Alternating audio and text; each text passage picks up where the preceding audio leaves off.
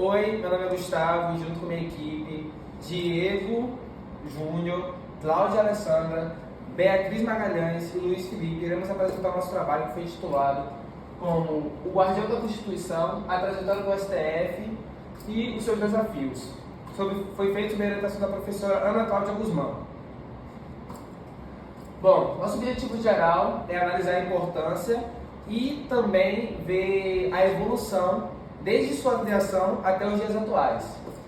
Nosso objetivo específico é também ver o contexto histórico, o contexto econômico que foi baseado na construção dele.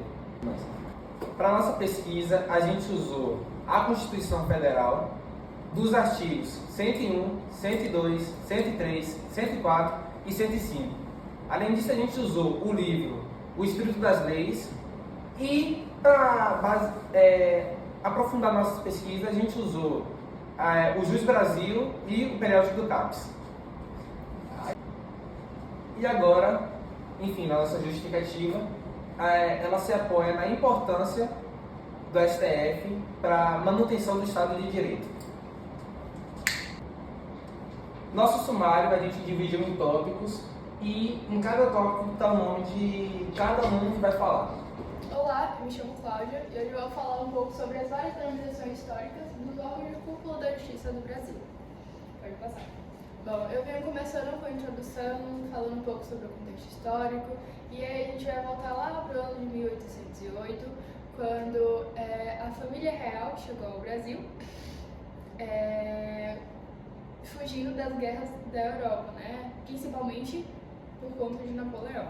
Então, assim, o objetivo depois que eles chegaram aqui foi pegar a sede de Portugal e trazer para o Brasil, né? Então, fazer com que aqui eles pudessem ter esse processo de organização, de administração e principalmente na área da justiça. Bom, agora eu vou falar um pouco sobre a Casa de Suplicação do Brasil. Bom, a Casa de Suplicação ela foi criada com o objetivo de não precisar estar transitando para Portugal. Então, com isso, teve uma importância por ter dado ao Brasil uma autonomia jurídica. A palavra suplicação vem da palavra suplicar, que significa pedido ao rei. Ou seja, os casos, coisas referentes a julgamento, era dirigido a ele. Bom, falando agora sobre o Supremo Tribunal de Justiça, trazendo uma coerência para preferir trazer dentro de uma linha do tempo, né? E aí vai começar em 1822, quando houve a independência do Brasil, e aí teve essa necessidade de mudança e organização. Vindo um pouco mais para frente, em 1824, teve outros tipos de mudança, outros tipos de organização, e dentro delas teve a necessidade, além de mudar referente à justiça, como também a questão do modelo português, né? Então, também foi modificado. Aí, um pouco mais para frente, em 1828, houve a questão da lei imperial, onde foi oficializado o Supremo Tribunal de Justiça. E aí, com isso, uma dessas funções foi unificar a jurisprudência. Eu vou falar agora um pouco sobre o Supremo Tribunal Federal. E antes de iniciar falando sobre ele, eu vou voltar falando sobre o STJ, para complementar sobre o poder moderador. Então, naquela época ainda teve o chamado poder moderador, onde o rei ele ainda poderia interferir nos três poderes, né? Que era o executivo, o legislativo e o judiciário. O STJ, ele funcionou até o fim do Império, quando, em 1889, houve a proclamação da República. E aí a questão de tudo o que teve de mudança com a proclamação da República? Bom, então, além do fim do Império, esse poder moderador, ele foi abolido, né? Além de que a nova Constituição que teve na época, ela já era de acordo com o modelo republicano, né? E aí, só em 1891, com a nova Constituição, foi criado o Supremo Tribunal Federal. Pode passar. Bom, aí por fim, para concluir a minha apresentação, eu venho falar um pouco sobre Miguel Seabra, né? trouxe ele para cá justamente para falar um pouco sobre a importância do STF, né? Então, o porquê dessa finalidade dele. Então, ele fala já que no Império o Judiciário resolvia apenas conflitos, mas que na República ele passou a ter poder para controlar outros poderes. Então, ele vem falando que, além de tudo isso, que foi muito importante essa evolução, porque, principalmente em sociedade, né? Então, o fato do STF ser o que é hoje em dia e poder estar ajudando a sociedade se baseando na Constituição. Eu sou Beatriz Magalhães e eu vou explicar o tópico: o Judiciário e as Constituições de 1934 a 1988. Vamos começar pela Constituição de 1934, que foi promulgada após a Revolução de 1930, quando Getúlio Vargas assumiu o poder e prometeu reorganizar o país. Essa Constituição foi decretada em 16 de julho de 1934 e renomeou o STF para a Corte Suprema, manteve os 11 ministros e estabeleceu no artigo 63 quais órgãos iam participar do Poder Judiciário, sendo eles a Corte Suprema, os juízes e tribunais federais, juízes e tribunais militares e juízes e tribunais eleitorais. Vale salientar que a justiça eleitoral já existia no Brasil desde 1932, só que com a Constituição de 1934 ela passou a ter respaldo jurídico, respaldo constitucional e foi inserida no Poder Judiciário. Nesse período, a justiça eleitoral tinha como objetivo garantir eleições limpas e justas em um contexto de revoluções institucionais que buscavam restaurar a ordem e a confiança nas eleições, principalmente após a Revolução de 1930 e a queda da Primeira República. Nesse sentido, o STF, órgão supremo do Poder Judiciário, tinha relação com a Justiça Eleitoral em questões que envolviam a Constituição, a interpretação da Constituição e os direitos fundamentais, como o voto. Agora, vamos falar sobre a Constituição de 1937 e sua relação com a STF. A Constituição de 1937 foi otorgada por Getúlio Vargas durante o Estado Novo e ignorou a Justiça Eleitoral, tirando do Poder Judiciário. Essa atitude do governo demonstra um autoritarismo por parte do regime da época, uma vez que suspendeu as eleições livres e concentrou o poder no Executivo. Nesse sentido, como é que ficou o STF nesse contexto da época? O STF, ele perdeu sua autonomia e estava subordinada ao governo. E isso demonstra, essa carta, todo esse contexto demonstra que a carta que foi promulgada tinha como intenção formalizar o autoritarismo vigente. As Constituições de 1946 e as de 1967 têm em comum que foram corriqueiramente alteradas por meio de emendas e atos institucionais. Isso porque, em 1964, os militares fizeram um golpe militar no Brasil e instauraram a ditadura militar. Assim, o primeiro ato institucional deles foi a vitaliciedade, a suspensão da vitaliciedade e a estabilidade do juiz, ou seja, os tribunais não poderiam mais julgar ou avaliar a legalidade das ações do regime. Agora eu vou falar sobre a Constituição de 1988 e sua relação com a STF. Com o fim da ditadura militar em 1985, foi promulgada a Constituição de 1988, conhecida como Constituição Cidadã, que foi festejada por muitos juristas brasileiros como um marco para a restauração da democracia e transformações políticas e sociais. Com a promulgação dessa nova Constituição, o STF ganhou um papel mais proativo na defesa da Constituição e dos direitos fundamentais. Me chamo Diego Júnior e hoje vou falar as principais atribuições do STF no território brasileiro.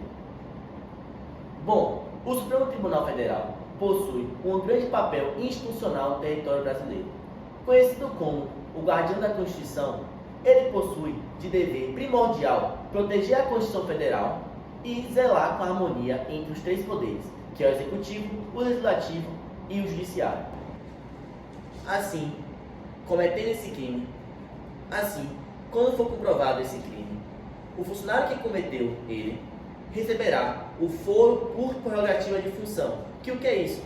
Em vez dos tribunais inferiores julgá-lo, vai acabar que o Supremo Tribunal Federal vai julgá-lo de forma direta, acabando mostrando se realmente ele está errado ou não.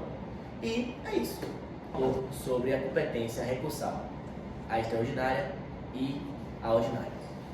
Bom, vou começar falando um pouco sobre a ordinária. Em casos específicos, existem tribunais inferiores que negam os remédios constitucionais. O que são isso? O habeas data, o habeas corpus, a medida de proteção e de prevenção. E assim, quando eles negam esses remédios inconstitucionais, cabe ao STF, de forma obrigatória, receber esse recurso e julgar para poder entender o motivo pelo qual esse remédio foi negado. E por isso, eles estão fazendo uma interpretação, fazer uma jurisprudência, no caso, ver casos anteriores, para poder realmente entender por que está negando, já que é uma regra e uma norma da Constituição Federal. E agora, vou falar um pouco sobre a extraordinária, que também é bem parecido, mas é quando o tribunal inferior, ele nega ou está contraditória a alguma norma da Constituição. O que quer dizer isso? Já que o guardião da Constituição é o STF e um tribunal inferior que está abaixo dele, pela teoria de Hans Kelsen, você não pode contradizer a Constituição da norma da Constituição, porque ela é de extrema importância. Enfim, bem parecida com a ordinária, a competência recursal ocorre quando um tribunal inferior nega ou discorda de alguma norma da Constituição. E por esse motivo, o STF recebe esse recurso extraordinário para poder entender por qual motivo ocorreu essa nega da Constituição, pois a Constituição é a maior norma de maior poder no território brasileiro. E por esse motivo está previsto no artigo 102, inciso 3, que o STF possui esse direito / competência. Agora eu vou falar um pouco sobre a súmula vinculante. Inserida no ano de 2004 pela emenda do Judiciário à Constituição, a súmula vinculante possui um papel muito importante na sociedade brasileira. Com isso, prevista no artigo 103A, o STF possui a capacidade de criar, editar e excluir a súmula vinculante. Mas antes disso, o que é uma súmula vinculante? A súmula vinculante são entendimentos / decisões dos tribunais sobre um assunto. E por que ela é vinculante?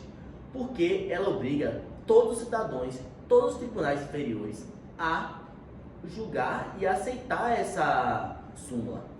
E para poder ter a aprovação dessa súmula, é necessário ter 2/3 da aprovação das pessoas.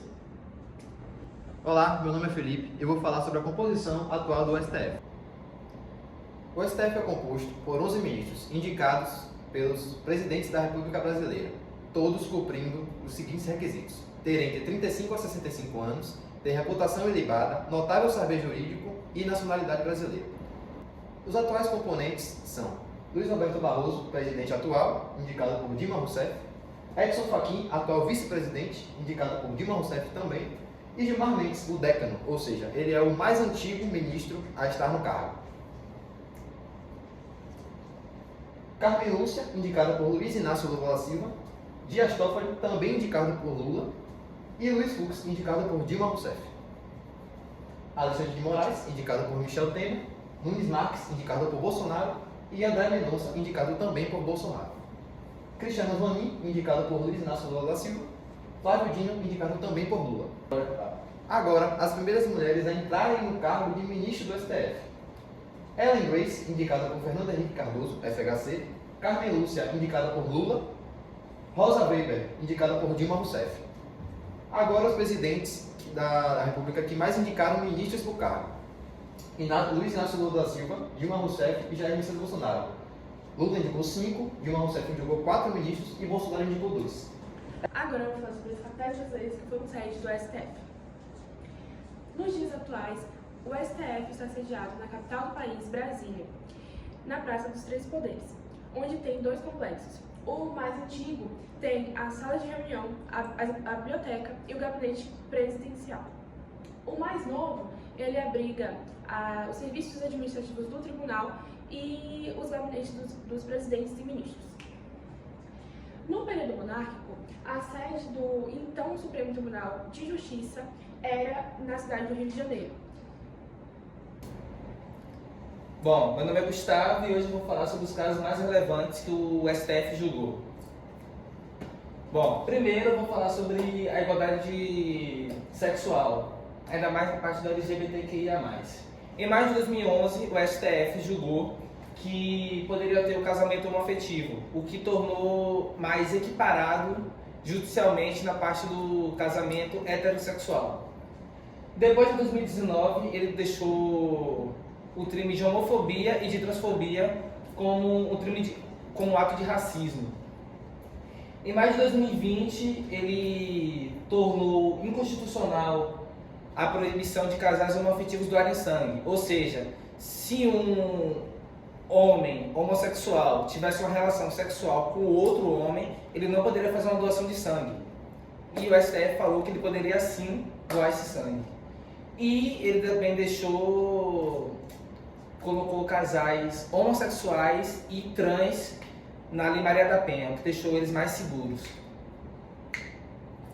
Bom, agora falando sobre a comunidade negra e a igualdade racial. Em 2012, ele colocou políticas de cota racial em universidades públicas e, em outubro de 2017, em concursos públicos federais. E depois, em outubro de 2021, ele colocou o ato de racismo como crime imprescritível, ou seja, ele pode ser julgado a qualquer tempo. Bom, agora a gente vai falar sobre a igualdade de gênero. Em fevereiro de 2012, o Ministério Público permitiu que fosse aberta uma ação penal de agressão contra a mulher sem a presença de uma testemunha. No mesmo ano, ele validou o dispositivo da Lei Maria da Penha e em março de 2001 ele firmou institucional a tese da legítima defesa da honra, o que fortaleceu a proteção contra a mulher. Agora falando sobre a imprensa, em 2009 ele declarou que a antiga lei da imprensa era incompatível com a Constituição de 88. E em 2015 ele permitiu que fosse feito publicações de biografias sem autorização de quem estava sendo retratado. O que fez o quê? O que possibilitou que tivesse uma liberdade de imprensa maior. Agora falando sobre o trabalhador, teve a criação do cadastro de empregadores, que vulgarmente foi conhecido como a lista suja, que nele eram retratados as pessoas que eram submetidas a trabalhos análogos à escravidão. E depois teve uma suspensão nacional de todos os processos que tratam da contratação de empregados que faziam trabalhos autônomos, como entregadores de comidas, tipo iFood, Uber e etc. Agora eu vou falar sobre a diferença entre o Superior Tribunal de Justiça e o Supremo Tribunal Federal. Então, no sistema brasileiro existem diversas instâncias. Dentro disso, as mais importantes são o Supremo Tribunal Federal e o Superior Tribunal de Justiça. Bom, o STJ ele foi transformado em 1988, porque antigamente o Superior Tribunal de Justiça ele era responsável por todas as leis, todos os casos, todos os processos. E como uma forma de organizar essa situação, criou-se em 1991 o STF, que ele ficou mais conhecido como guardião da Constituição. Então, deixou de lado o STJ deixou de lado a parte da Constituição e deixou direcionalmente e de forma bem coercitiva o STF para cuidar dessa Constituição. Agora, falando sobre a função e a matéria que julga, o STF é o guarda da Constituição. No caso, ele atua como o último intérprete de algum caso, de algum processo, e nele tem a competência recursal e a originária. E, nesse caso, ele guarda, e realmente é o guardião da Constituição, então ele somente julga a parte da Constituição. Já o STJ, ele tem um papel mais como infraconstitucional. No caso, ele tem um dever, previsto também pelo artigo 104, ele tem o dever de harmonizar o direito federal e também julgar e processar os governadores, desembargadores, membros de tribunais estaduais em algumas situações. Ou seja, o STF tem um papel mais principal, primordial. Já o STJ tem um papel mais amplo. Então a parte inferior, como mostrado na teoria de Hans Kelsen, A parte inferior, quem cuida mais é o STJ e o STF cuida da parte mais importante, que é a Constituição brasileira. Bom, a partir da nossa pesquisa sobre a criação da STF e sua evolução até os dias atuais, é possível notar como ele foi essencial para o desenvolvimento do nosso sistema jurídico e democrático. Diante disso, é possível notar como a instituição enfrentou o grande autoritarismo. Exemplo disso foi o Estado Novo e a ditadura militar. E após a Constituição de 1988, é possível notar como ele exerce um papel central na proteção dos direitos fundamentais.